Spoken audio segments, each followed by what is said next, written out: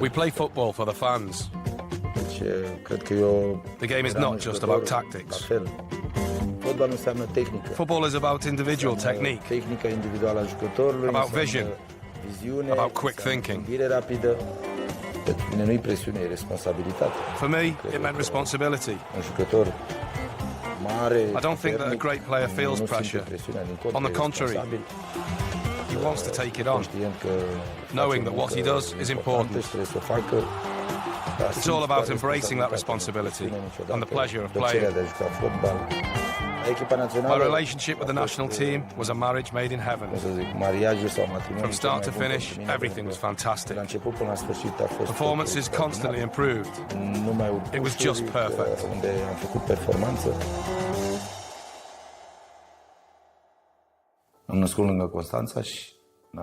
I was born just outside Constanța, and when I was 8 years old we moved to the city, and that's where I began playing football.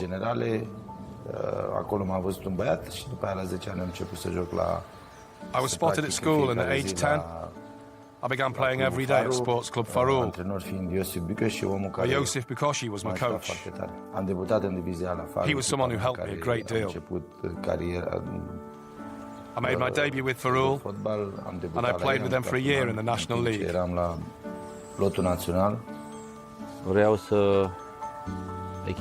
There were some big teams in Romania that wanted to sign him, and he was this great talent coming from Constanța. With Gheorghe Hagi's burgeoning reputation, top-flight side Sportul Studentesc persuaded him to leave his hometown and move 150 miles to play in the nation's capital, Bucharest. The first season was tough, but in the second and third seasons, I was Romania's top scorer and best player.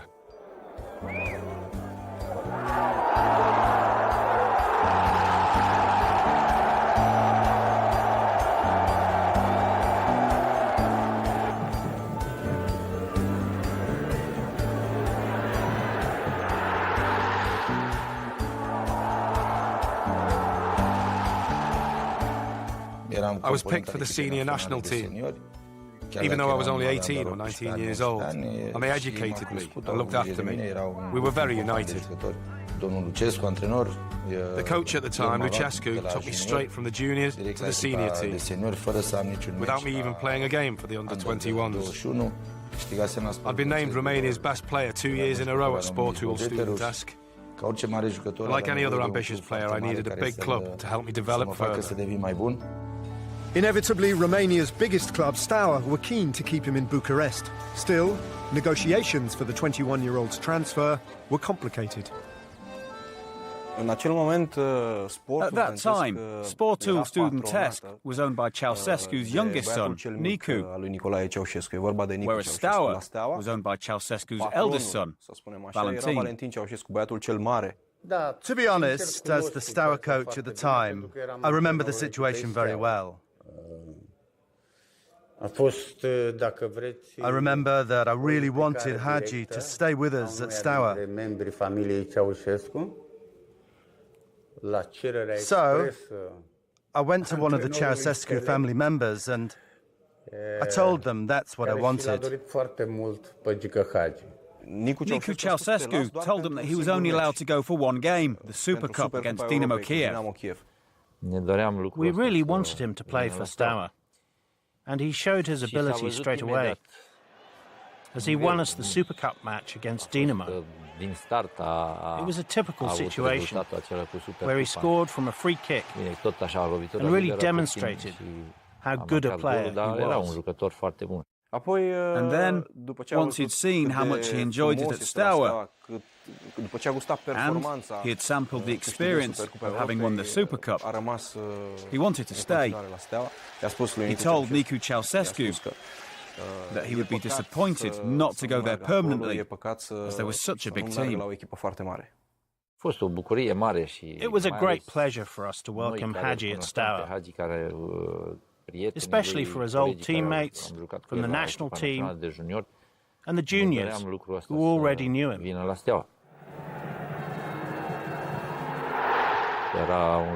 was a great player, And he scored a lot of goals in the championship. So really, Hagi fitted Steaua like a glove. During my 3 years with Steaua, I played 2 European Cup semi-finals and a final. That final came in 1989 when they met AC Milan in Barcelona. However, a hectic schedule of matches in the build-up would prove their undoing, as the Italians romped to a 4-0 victory. At that time, all the players at Steaua, or at least 8 or 9 of them, who were involved in the national team, had played lots of matches. So I don't believe we focused completely on the final, and that was a mistake. 1 month later, and with the league title already clinched, Steaua played fierce rivals Dinamo in the Romanian Cup final. As so often, Hagi's explosive left foot made the difference. After 3 years and 3 league titles with Steaua, Hagi's ability yet again demanded a bigger stage. And with a staggering return of 76 league goals in less than 100 games, some of Europe's biggest clubs had made attempts to lure him from his homeland. But the communist Romanian government steadfastly refused to sanction the departure of their country's golden boy.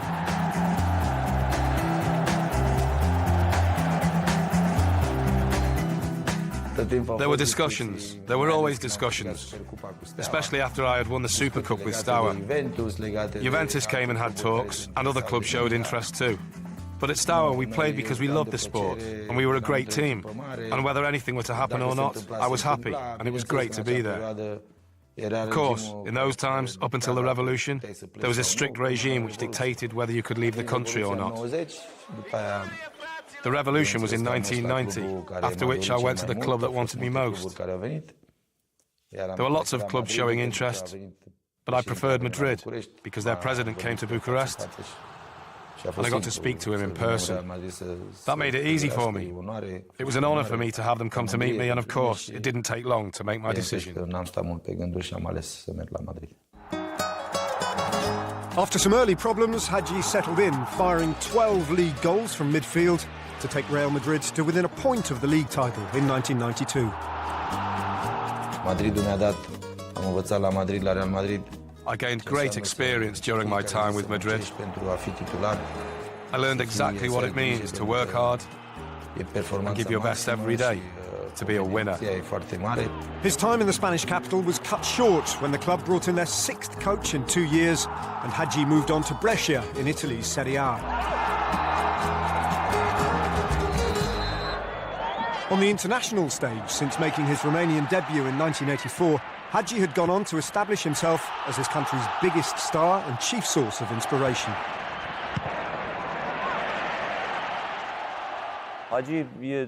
Hagi was an astonishing player because he was really hungry for success. And he worked incredibly hard to get where he did.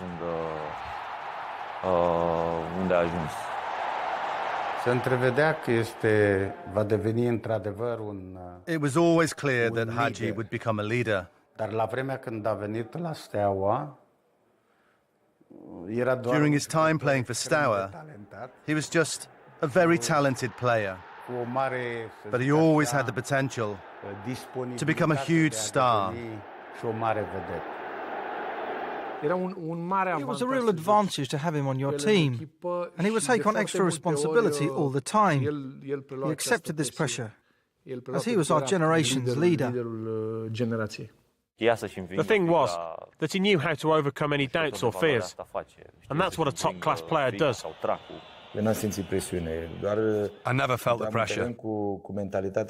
I used to go out onto the pitch feeling grateful to our fans for their support, wanting to play as well as I could and give them a show, and not to feel the pressure. He could overcome adversity and still give his absolute best. That's what it means to be an important player. He always had that innate value. The thing I appreciate most about him is the fact that he never hid.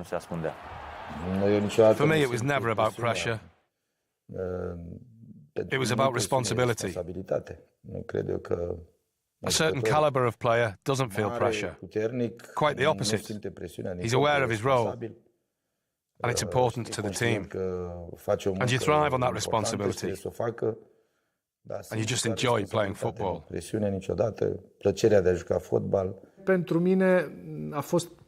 For me and my teammates, it was always easier when Hagi was in the team. He was the type of player that was never fazed by any match or any opponent. Installed as Romania captain following Italia 90, Hagi led his fast-improving team to first place in qualification for the 1994 World Cup. Hagi.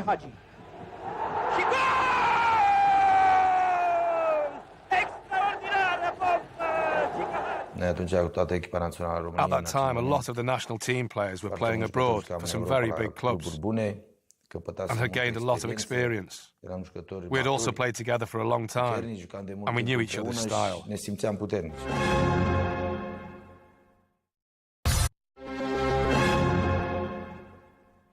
The summer of 1994 saw the first World Cup to be held in the USA, and with Hagi entering his peak years, Romanian optimism abounded.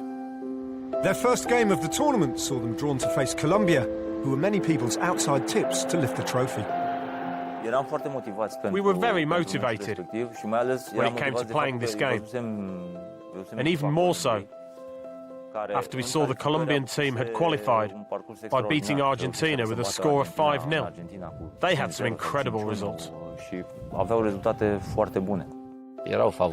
were the favourites, but I don't think they took the match as seriously as they should. In their minds, they'd already won. We had some very high-quality players in addition to Hagi, such as Ilie Dumitrescu and Radicioiu. Hagi played together with Radicioiu before at Brescia, and they knew each other very well. It took barely quarter of an hour for Romania's captain to take control of the game, feeding Florin Radicioiu for the first goal. 19 minutes later, and Hagi himself left an indelible mark on the world's biggest stage. Even now, thinking back, it feels like a dream. Sometimes I even wonder if that goal was actually real. Before we scored the first two goals, Hagi had already tried a couple of shots from distance, where he surprised Cordoba. That's just who I was. I always tried to score from different positions, and this time it worked. I scored lots of great goals in lots of competitions. I've watched it so many times, and I can honestly say that it was one of the true great moments on a football field. Victory was confirmed when Radicioiu made it 3-1 from another Hagi pass. A disappointing defeat to the Swiss in the second group game was only brightened by another Hagi thunderbolt before a 1-0 victory against the USA sealed their place in the last 16. Standing between them and a quarter-final appearance were Argentina. Twice world champions, they'd won their opening 2 matches of the tournament before controversial star man Diego Maradona had failed a drug test, leading to his expulsion from the competition. Level at 1-1 after 18 minutes, there appeared little danger when Hagi picked the ball up on the right touchline. That was a truly awesome moment. I took the ball from our side, and then there was a quick 1-2 between Hagi and Lupescu, before Hagi passed it through to me to score. The fact that we had played together at Steaua for so long really made all the difference. Our relationship on the pitch was perfect. At the end of the day, he was a genius. When Hagi was in an environment where he felt comfortable, he would give everything he had.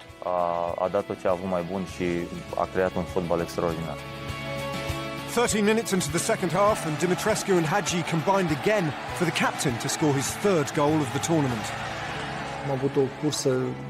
I had run for about 40 metres alongside my marker. Then I saw Hagi running through. I passed it forward, and he finished it. To beat Argentina, a strong side and previous world champions, who just 4 years before had played in the World Cup final. To win against them made us very happy and very proud. Romania had reached the last 8 of the World Cup for the first time in their history. However, the dream ended after a penalty shootout against another surprise package, Sweden. It's a loss that still hurts. I'm sure he would have been named the best player at the World Cup in 1994 if we had got through to the semi-finals. At that tournament, Romania was one of the best teams, and it was a real shame we didn't win. After spending 2 seasons in Italy with Brescia, his starring role in the '94 World Cup had seen him reaffirm his status as one of the game's most gifted exponents. Immediately after the tournament in the USA, Hagi sealed a transfer to Spanish giants Barcelona, a move which also gave him the opportunity to work with his boyhood idol. My all-time favourite, without a shadow of doubt, was Johan Cruyff. As a player and as a coach. From the age of 10, when I first started watching football, I loved Holland. In 1974, Ajax and Holland both represented total football. And Cruyff was the playmaker, and obviously, I was in awe of him.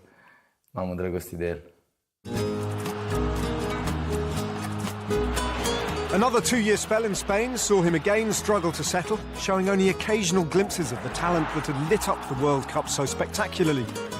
Johan Cruyff's departure as coach led to Hagi moving on again.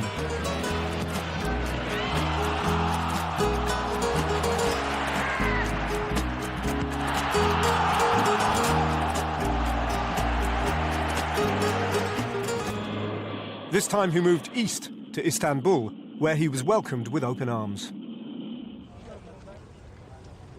I knew Galatasaray had incredible support, and for players, that's always important. When he moved to Turkey, he went there with the mentality of a winner. The Galatasaray style suited him because he was the type of player that would never give up. This was the club where I stayed the longest. 5 important years in Turkey, where my team and I grew together until we managed to achieve European success.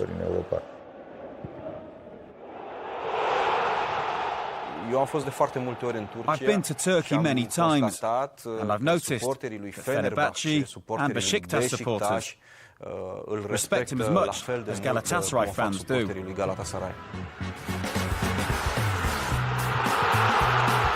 5 years at Galatasaray saw him win 4 league titles and 2 Turkish Cups. Hagi kaleyi düşündü. Hagi kaleye baktı. Hagi vurdu. Hagi döndü. Hagi vurdu. Gol! Harika bir gol. Süper. Hagi kaleye baktı. Bir çalım, nefis bir hareket. Hagi, Hagi, Hagi, Hagi, Hagi.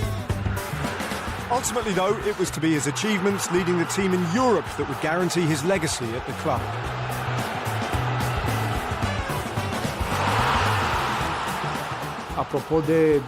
He was unique in the way he thought and what he brought to the team. Even when he signed the contract, he did something completely amazing.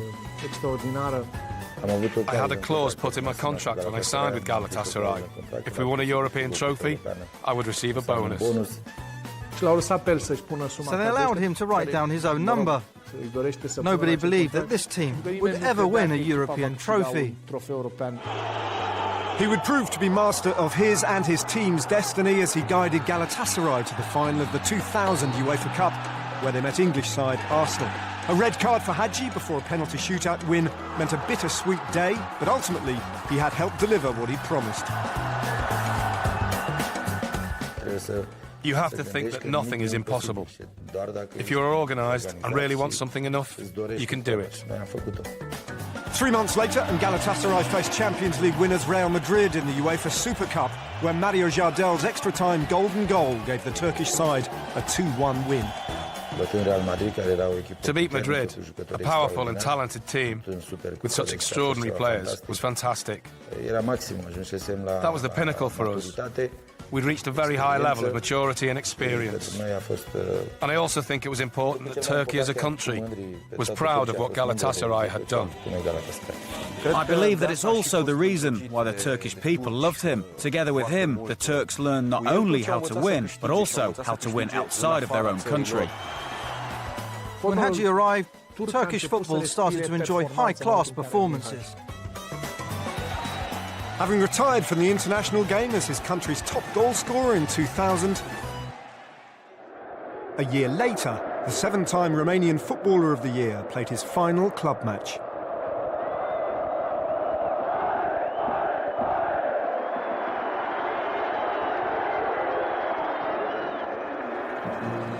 A coaching career followed before he moved back to the Black Sea and his hometown of Constanța, forming his own professional club in 2009.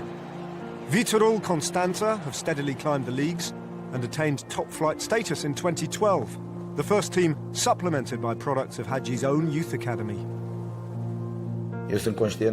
I'm very aware that football shaped who I am.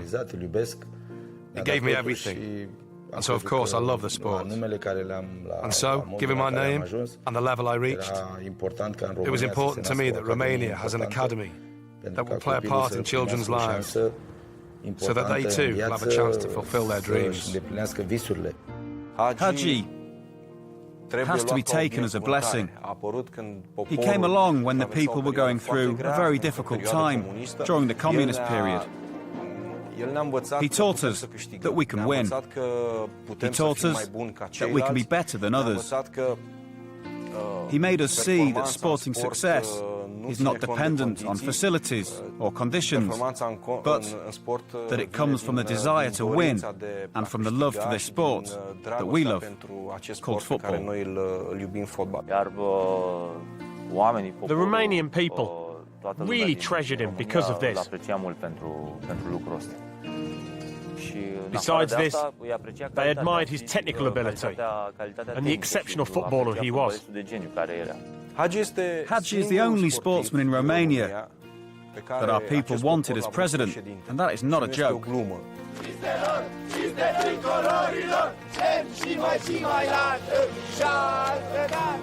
This is what we wanted in Romania in 1994.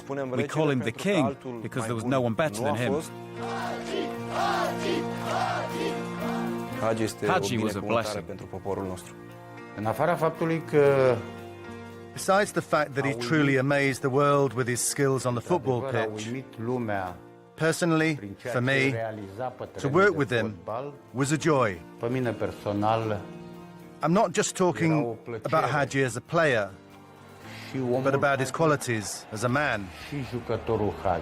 Even if we waited another 20, 30 or 40 years, we won't see another player like Hagi. You have Hagi at the very top and then drop about 100 levels, and you can put whoever you want there. I played for the supporters. I loved doing things that the public would enjoy, and that's probably why people were so happy with me.